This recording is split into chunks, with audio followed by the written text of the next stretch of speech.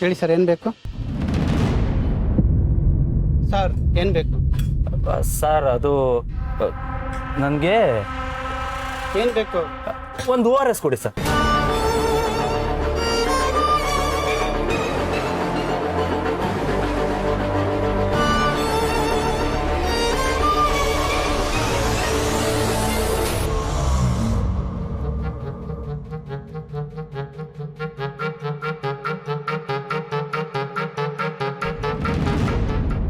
ಅದು ನನಗೆ ಸರ್, ನಂಗೊಂದು ತಲೆನೋವು ಮಾತ್ರೆ ಕೊಡಿ ಸರ್.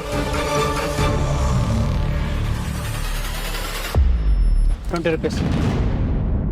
ಇಷ್ಟಕ್ಕೆ 20 ರೂಪಾಯ? ಜಾಸ್ತಿ ಆಗೋಯ್ತು ಸರ್. ಇದಕ್ಕಿಂತ ಕಮ್ಮಿ ಬೆಲೆದಿಲ್ವಾ?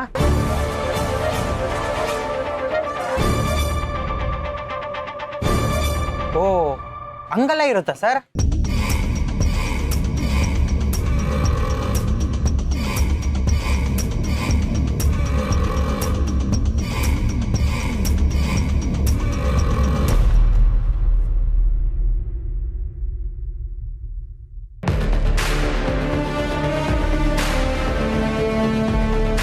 ಬಾಲವ್ರೆ, ಯಾಕೋ ಕೆಲಸ ಆಗೋಂಗೆ ಕಾಣ್ತಾ ಇಲ್ಲ.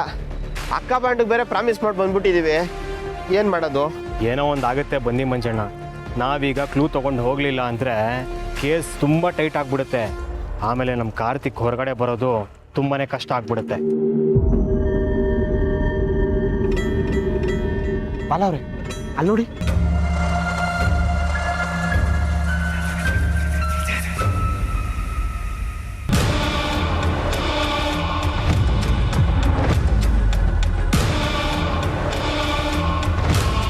ಎಷ್ಟಾಯ್ತು ಬಿಲ್ಲು? ಕೊಟ್ಟೆ ಸರ್. ಏನಯ್ಯ, MRP ಬಿಲ್ಲೇ ಕೊಟ್ಟಿದ್ಯಾ? ಡಿಸ್ಕೌಂಟ್ ಎಲ್ಲಿ? ಸರ್, ಈ ಸಲ ಕಷ್ಟ ಆಗುತ್ತೆ ಸರ್. ಆಗಲ್ಲ ಕಣ್ರಿ, ಬೇರೆಯವರೆಲ್ಲ 60%ಗೆಲ್ಲ ಡಿಸ್ಕೌಂಟ್ ಕೊಡ್ತಾರೆ. ಬೇಡ ಬೇಡ ಸರ್, ಸರಿ ಸರ್, ನಾನು 75% ಡಿಸ್ಕೌಂಟ್ ಕೊಡ್ತೀನಿ, ತಗೊಳ್ಳಿ ಸರ್. ಇಲ್ಲ ಬೇಡ ಬೇಡ ಇಲ್ಲ ತಗೊಳ್ಳಿ ಸರ್. ಬೇಡ ಬೇಡ ಬೇಡ 60%, ಬೇರೆಯವರೆಲ್ಲ 60% ಕೊಡ್ತಾರೆ. ಸರ್ 75% ಕೊಡ್ತೀನಿ, ತಗೊಳ್ಳಿ.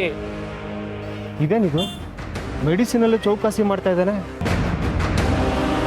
ಡಿಸ್ಕೌಂಟಲ್ಲಿ ಹೆಂಗೆ ಮಾಡ್ತಾನೋ ಅವನು? ಬಾಲವ್ರೆ, ಇದೇ ಪಾಯಿಂಟು. ಈ ನನ್ನ ಮಗನ ಹಿಡ್ಕೊಂಡ್ರೆ ಏನಾದರೂ ಕ್ಲೂ ಸಿಗುತ್ತೆ. ಹಾಂ, ಬನ್ನಿ.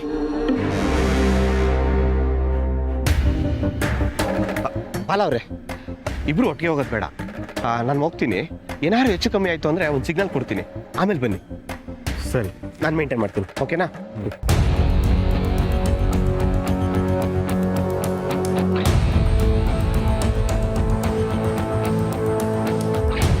ಹಾಯ್ ದಿನೇಶ್, ಏನು ಸಮಾಚಾರ? ಭಾಳ ದಿನ ಆಯ್ತು ನೋಡಿ ನಿನ್ನ. ಓ, ಈಗ ನೀನು ಮೆಡಿಕಲ್ ರೆಪ್ರೆಸೆಂಟೇಟಿವಾ? ರೀ, ಯಾರು ನೀವು? ನನ್ನ ಹೆಸರು ದಿನೇಶ್ ಅಂತ ಕರಿತೀರಾ? ನಾನು ದಿನೇಶ್ ಅಲ್ಲ. ಓ, ನೀವು ದಿನೇಶ್ ಅಲ್ವಾ? ನೋಡಕ್ ನಮ್ಮ ಫ್ರೆಂಡ್ ದಿನೇಶ್ ಥರನೇ ಇದ್ದೀರಾ. ಅವನು ನನ್ನ ಫ್ರೆಂಡು ಹೀರೋ ಥರ ಇದ್ದ. ಸರ್, ನೀವು ಪೇ ಮಾಡಿ ಸರ್, ನಾನು ಹೋಗ್ಬೇಕು. ಓ ಸರ್, ಇವ್ರು ಮುಂಚೆನೆ ಪರಿಚಯ ನಿಮಗೆ? ಅಯ್ಯೋ, ನನ್ನ ಫ್ರೆಂಡ್ ಒಬ್ಬ ಚಡ್ಡಿ ದೋಸ್ತು ದಿನೇಶ್ ಅಂತ. ನೋಡಕ್ ಸೇಮ್ ಹಿಂಗೆ ಇದ್ದ. ಸ್ಮಾರ್ಟ್ ಆಗಿ ಒಳ್ಳೆ ಹೀರೋ ಥರ ಇದ್ದ. ಅವನಿಗೆ ಸಿನಿಮಾ ಸ್ಟಾರ್ ಆಗಬೇಕು ಅನ್ನೋದಿತ್ತು. ಅವನೇನು ಮೆಡಿಕಲ್ ರೆಪ್ರೆಸೆಂಟೇಟಿವ್ ಆಗ್ಬಿಟ್ಟವನಲ್ಲ ಅಂತ ಕನ್ಫ್ಯೂಸ್ ಆಗ್ಬಿಟ್ಟೆ ಸರ್.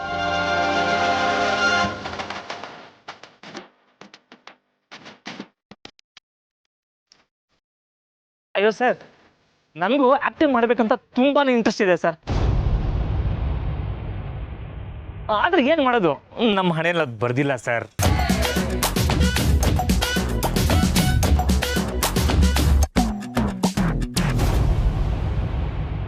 ಅಯ್ಯೋ ಸಾರ್, ನೀವು ನೋಡಕ್ ಸಕ್ಕ ಸ್ಮಾರ್ಟ್ ಆಗಿದ್ದೀರಾ.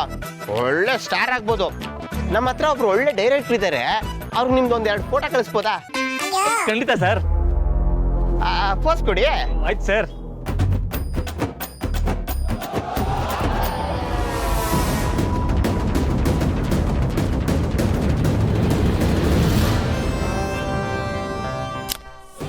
ಸರ್, ಓಕೆನಾ sir? Okay sir. Okay sir, ನಮ್ಮ ಡೈರೆಕ್ಟರ್ ಕಳಿಸಿದ್ದೀನಿ. ಓ ಸರಿ ಸರ್, ಆಯಿತು ಸರ್. ತಗೊಳ್ಳಿ. ಗೊತ್ತಾಯ್ತು, ಹೊರಡಬೇಕು. ಓ ಸರಿ sir, thank you sir. Sir sir ಆದ್ರೆ ನಮ್ಮ ಡೈರೆಕ್ಟರ್ನಾರು ಓಕೆ ಮಾಡ್ಬಿಟ್ರೆ ನಿಮ್ಮನ್ನ ಹೆಂಗ್ ಕಾಂಟ್ಯಾಕ್ಟ್ ಮಾಡೋದು? ಸರ್ ಅದಕ್ಕೆ ಚಿಂತೆ ಮಾಡ್ತೀರಾ? ತಗೊಳ್ಳಿ ನನ್ನ ನಂಬರು. ಸರ್ ನೀವು ಯಾವಾಗ ಬೇಕಾದ್ರೂ ಕರೆ ಮಾಡಿ, ಪಟ್ ಅಂತ ಬಂದ್ಬಿಡ್ತೀನಿ ಅಷ್ಟೇ. ಹೌದು ಸರ್, ಅದೇ ಬೇಕಾಗಿರೋದು ನಮ್ಗೂ. ಸರಿ ಸರ್, ಸರಿ ಬರ್ತೀನಿ ಸರ್. ಆಯ್ತು. ಬನ್ನಿ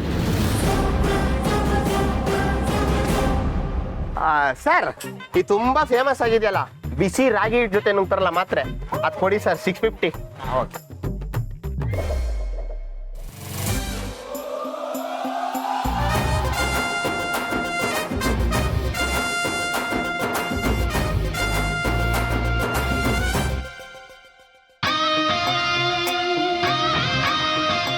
ಅಲ್ಲವ್ರೆ, ಕೂರಿ ಹಳ್ಳಕ್ ಬಿತ್ತು. ಸರಿ ಬರೀ ಹೊಣ.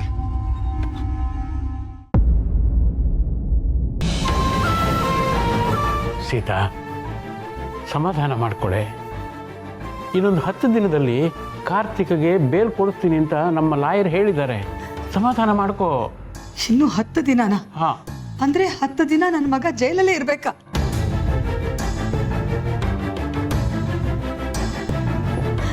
ಅಲ್ಲ ರೀ, ಅವನನ್ನ ಬಿಟ್ಟಿರ್ಬೇಕಲ್ಲ ಅಂತ ಹಾಸ್ಟೆಲ್ಗೂ ಕಳಿಸಿರ್ಲಿಲ್ಲ ನಾವು.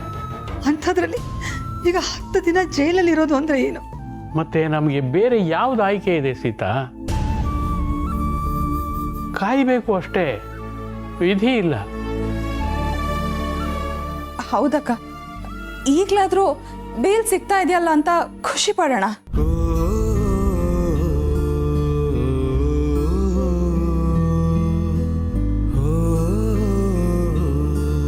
ಎಂಥ ಕೆಲಸ ಮಾಡ್ಬಿಟ್ಲು ಆ ಸತ್ಯ. ನಮ್ ಕೋಟೆ ಮನೆ ಮರ್ಯಾದೆ ಬೀದಿಗೆ ಬರೋ ಹಾಗಾಯ್ತು. ನನ್ನ ತಮ್ಮ ಕಾರ್ತಿಕ್ ಜೈಲಲ್ಲಿ ಕೊಳೆಯೋ ಹಾಗಾಯ್ತು. ಕೀರ್ತನ, ನೀನ್ ಸ್ವಲ್ಪ ಸುಮ್ಮನೆ ಇರ್ತೀಯಾ? ಈಗ ಆಗಿದ್ದಾಯ್ತು, ಮುಂದೇನ್ ಮಾಡೋದು ಅಂತ ನೋಡೋಣ. ಸತ್ಯನ ಸುಮ್ಮನೆ ಬೈಯೋದ್ರಿಂದ ಏನೂ ಪ್ರಯೋಜನ ಇಲ್ಲ. ಚಿಕ್ಕಿ, ಏನ್ ನಿಮ್ ಮಾತಿನ ಅರ್ಥ? ಯಾಕಿದ್ದಕ್ಕಿದ್ದಾಗೆ ಸತ್ಯನ್ ಮೇಲೆ ಸಾಫ್ಟ್ ಕಾರ್ನರ್ ತೋರಿಸ್ತಾ ಇದ್ದೀರಾ?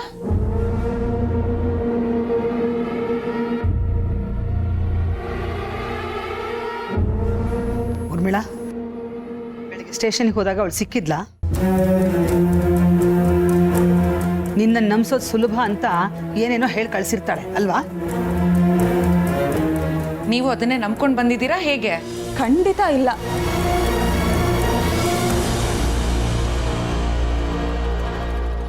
ನಾನು ಸ್ಟೇಷನ್ಗೆ ಹೋದಾಗ ಫಸ್ಟ್ ಆಫ್ ಆಲ್ ಅಲ್ಲಿ ಸತ್ಯನೇ ಇರಲಿಲ್ಲ.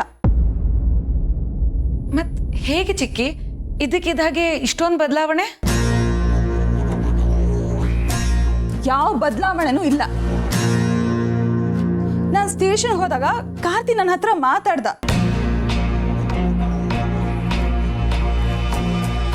ಅವನು ಹೇಳ್ದ, ಸತ್ಯ. ಊರ್ಮಿಳಾ, ಅವಳ ಹೆಸರನ್ನ ನನ್ನ ಮುಂದೆ ಎತ್ತಬೇಡ. ನನ್ನ ಮಗನ ಮೇಲೆ ಕೈ ಮಾಡಿದ ಪಾಪಿ ಅವಳು. ಅವಳ ಹೆಸರನ್ನ ನಮ್ಮ ಮನೇಲಿ ಯಾರು ಎತ್ಕೊಡ್ದು. ಹೌದು ಊರ್ಮಿಳ, ಸತ್ಯ ಈ ಮನೆಗೆ ಮುಗಿದು ಹೋಗಿರೋ ಅಧ್ಯಾಯ.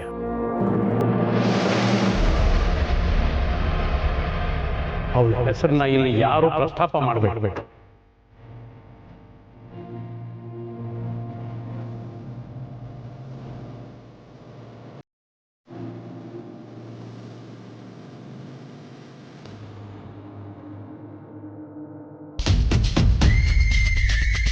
ಈ ಚಿಕ್ಕಿ ಯಾಕೋ ನಾರ್ಮಲ್ ಆಗಿಲ್ವಲ್ಲ? ಏನೋ ಬದಲಾಗಿದ್ದಾರೆ. ಏನಾದರೂ ಮತ್ತೆ ಆ ಸತ್ಯನ್ ಪರ ವಹಿಸ್ಕೋತಿದ್ದಾರಾ ಹೇಗೆ? ಸತ್ಯನ್ ವಿಚಾರ ಹೇಳಿ ಕಾರ್ತಿಕ್ ಹೊಡೆದಿದ್ದು ಅವಳಲ್ಲ ಅಂತ ಹೇಳೋಣ ಅಂದ್ಕೊಂಡ್ರೆ ಇವ್ರು ಆ ವಿಷಯ ಮಾತಾಡೋಕ್ಕೂ ಬಿಡ್ತಿಲ್ವಲ್ಲ ದೇವ್ರೆ. ಹೇಗೆ ಇವ್ರಿಗೆ ನಿಜ ಗೊತ್ತು ಮಾಡಿಸೋದು?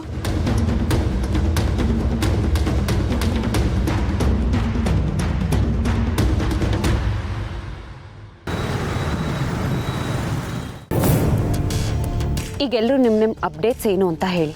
ಶಿವು ಮೇಡಮ್, ನಾನು ಹೋದ ಕಡೆ ಎಲ್ಲ ನಾರ್ಮಲ್ ಆಗೇ ಇತ್ತು ಮೇಡಮ್. ಆದರೂ ಸ್ವಲ್ಪ ವಿಚಾರಿಸಿದೆ, ಆದರೆ ಏನೂ ವಿಷಯ ಗೊತ್ತಾಗಲಿಲ್ಲ. ಓಹ್, ನಿಮಗೂ ಅದೇ ಎಕ್ಸ್ಪೀರಿಯನ್ಸ್ ಆಯ್ತಾ? ನಮ್ಮದು ಅಷ್ಟೇ ಸತ್ಯ, ಯಾರ ಮೇಲೂ ಡೌಟ್ ಬರೋ ಥರ ಇರಲಿಲ್ಲ. ವಾತಾವರಣ ಎಲ್ಲ ನಾರ್ಮಲ್ ಆಗೇ ಇತ್ತು. ಆದರೆ ಕೊನೆಯಲ್ಲಿ ಒಂದು ಮಾತ್ರೆ ಕೇಳಿದೆ, ತಲೆನೋವು ಮಾತ್ರೆ ಕುಡಿ ಅಂತ. ಅವ್ನು ಯಾವುದೋ ಒಂದು ಮಾತ್ರೆ ಕೊಟ್ಟ. ಅದಕ್ಕೆ ಕಮ್ಮಿದಿಲ್ವಾ ಅಂತ ಕೇಳಿದಾಗ ನಾವು ಅಂಥ ಕ್ವಾಲಿಟಿ ಎಲ್ಲ ಮಾರಲ್ಲ, ನಾವು ಚೆನ್ನಾಗಿರೋ ಕ್ವಾಲಿಟಿ ಮಾಡ್ತೀವಿ ಅಂದ.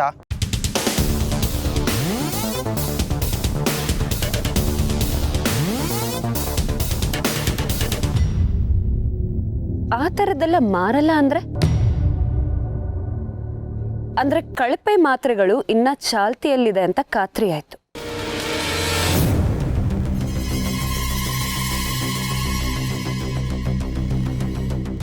ಭಾವ, ನಿಮ್ಮ ಅಪ್ಡೇಟ್ಸ್ ಏನು? ನಾವು ಹೋಗಿದ್ದ ಕಡೆ ಒಂದು ಹೆಜ್ಜೆ ಮುಂದೆ ಇರೋನು ಸಿಕ್ಕಿದ್ದ.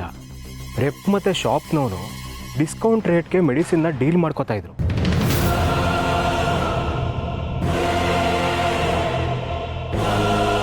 ಓ ಅಕ್ಕಬಾಣ್, ಕೊನೆಗೆ 75%ಗೆ ಡೀಲ್ ಮುಗಿಸಿದ್ರು.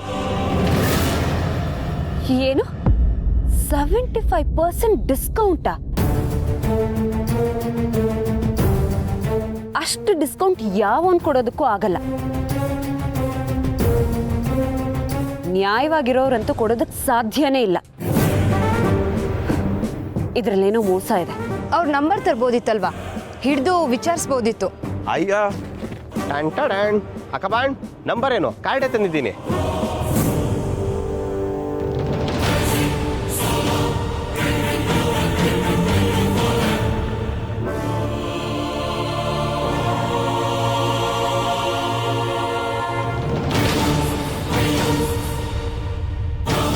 ಗುಡ್ ಮಂಜ, ಒಳ್ಳೆ ಕೆಲಸ ಮಾಡಿದ್ಯಾ, ಥ್ಯಾಂಕ್ ಯು. ಸತ್ಯ ಅವರೇ, ಇದರಿಂದ ನಿಮ್ಗೆ ಹೆಲ್ಪ್ ಆಗುತ್ತಾ?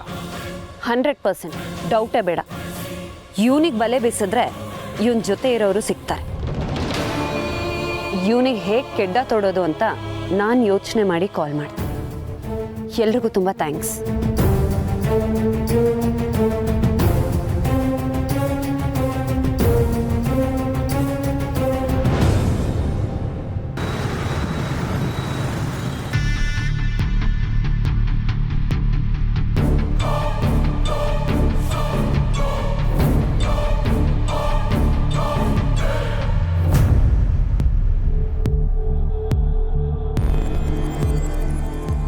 ಮೇಡಮ್, ಈ ಮೆಡಿಕಲ್ ಸ್ಟೋರು ತುಂಬ ಹಳೆ ಮೆಡಿಕಲ್ ಸ್ಟೋರು. ನಿಮ್ಮ ಏರಿಯಾದ್ದೇ ಇದು. ಇದ್ರ ಓನರು ಎಲ್ರಿಗೂ ಪರಿಚಯ ಅಂತೆ. ವ್ಯಕ್ತಿ ಬಗ್ಗೆ ನಿಮ್ಗೇನು ಅನ್ಸುತ್ತೆ? ವಿಚಾರಿಸ್ತೆ ಮೇಡಮ್. ಆ ವ್ಯಕ್ತಿ ಬಗ್ಗೆ ಎಲ್ಲರೂ ಒಳ್ಳೆ ಮಾತನ್ನೇ ಆಡ್ತಿದ್ರು. ತುಂಬ ಹೆಸರಿದೆ. ನಾನು ನೋಡಿದ್ದೀನಿ. ಆ ವ್ಯಕ್ತಿ ಇಂಥ ಕೆಲಸಗಳು ಮಾಡ್ತಾರೆ ಅಂತ ನನಗನ್ಸಲ್ಲ. ಅದೇ ಮೇಡಮ್, ಈಗ ಅವ್ರಿಗೆ ಹುಷಾರಿಲ್ಲ. ಈಗ ಆ ಶಾಪ್ನ ಅವ್ರ ಮಗ ನೋಡ್ಕೋತಿದ್ದಾನೆ. ಮಗನ ಬಗ್ಗೆ ಜನಗಳಿಗೆ ಅಷ್ಟು ಒಳ್ಳೆ ಅಭಿಪ್ರಾಯ ಇಲ್ಲ, ಅಷ್ಟಕ್ಕಷ್ಟೇ.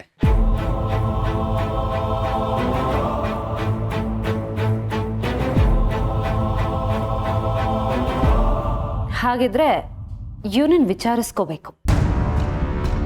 ಸರಿ ಮೇಡಮ್. ನಾವು ಇವನನ್ನು ಮುಟ್ಟಿದ್ರೆ ಮಿಕ್ಕದವ್ರಿಗೂ ಬಿಸಿ ಮುಟ್ಟುತ್ತೆ.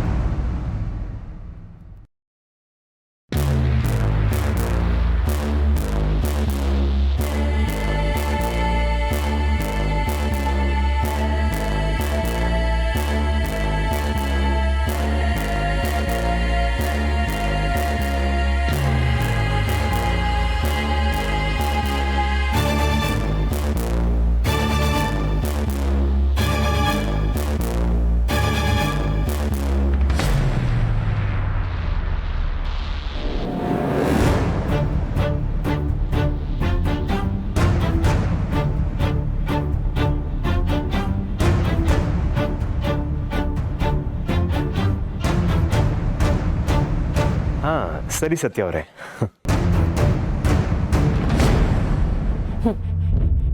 ಇವ್ರು ಹಾಕೋ ಬಿಸ್ಕೆಟ್ಗೆ ನಾಯಿ ತಾನಾಗೆ ಬಂದು ಕಾಲ್ ಹತ್ರ ನಿಲ್ಲುತ್ತೆ.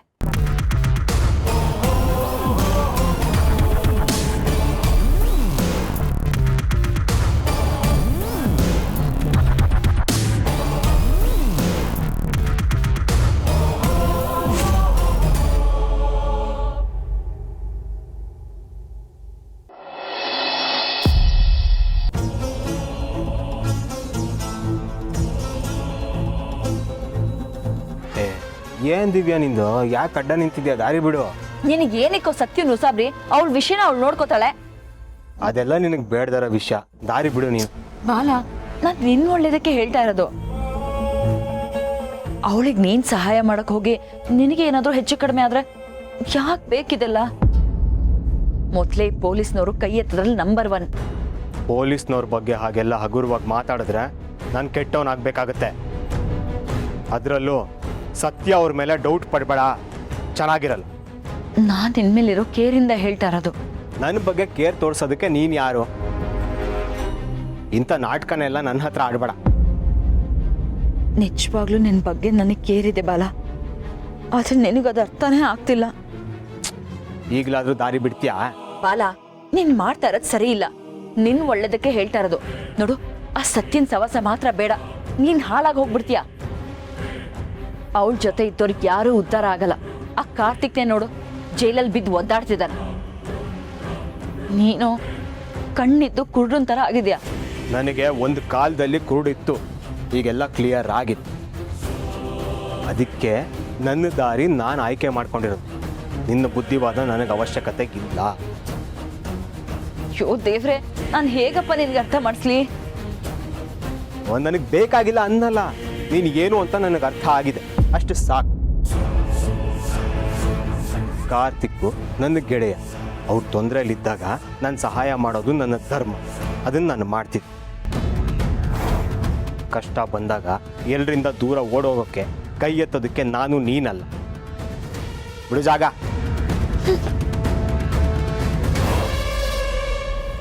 ನಿಂಗೆ ನನ್ನ ಮನಸ್ಸೇ ಅರ್ಥ ಆಗ್ತಿಲ್ಲ.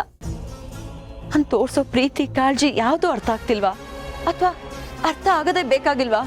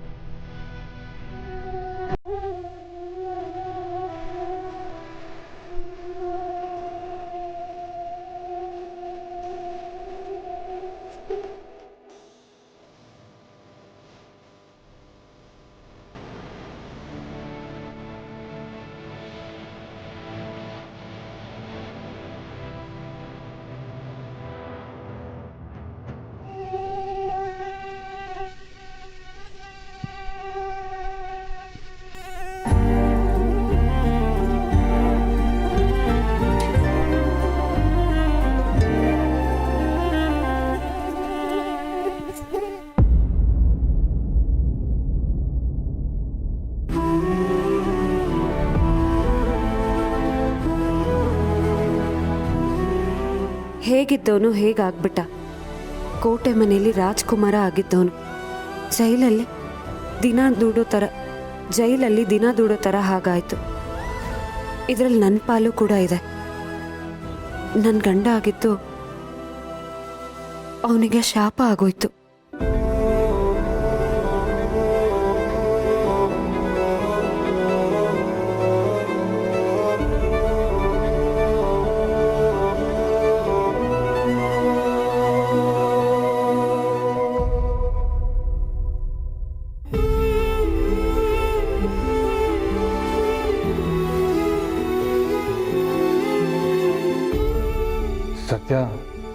ನೀನು ನಿದ್ದೆ ಮಾಡಲ್ವಾ? ನನಗೆ ನಿದ್ದೆ ಬರಲ್ಲ ಅಮೂಲ್ ಬೇಬಿ. ಸತ್ಯ, ನೀನು ಈ ಥರ ನಿದ್ದೆ ಮಾಡಲಿಲ್ಲ ಅಂದರೆ ನಿನ್ನ ಆರೋಗ್ಯದ ಕತೆ ಏನು? ನಿಜ ಬಯಲು ಹೇಳಿತು, ನಿನ್ನ ನೀರಿಂದ ಆಚೆ ಕರ್ಕೊಂಡು ಹೋಗೋವರೆಗೂ ನನಗೆ ಸಮಾಧಾನ ಆಗಲ್ಲ ಅಮೂಲ್ ಬೇಬಿ.